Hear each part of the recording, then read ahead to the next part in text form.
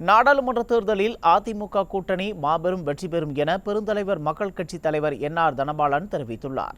சென்னை பசுமை வழிச்சாலையில் உள்ள செவ்வந்தி இல்லத்தில் கழக பொதுச் செயலாளர் எடப்பாடி கே. பழனிசாமியை பெருந்தலைவர் மக்கள் கட்சி தலைவர் என்.ஆர். தனபாலன் சந்தித்தார்.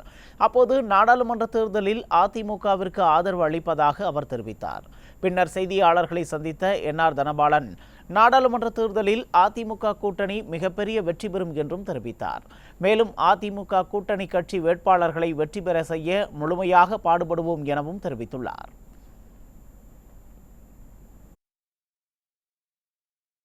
தமிழகம் முழுவதும் பெருந்தலைவர் மக்கள் கட்சியானது முழுமையாக அண்ணா திராவிட முன்னேற்றங்களுடைய வேட்பாளருக்கு அவர்கள் அன்று பணிபுரிந்தார்கள்.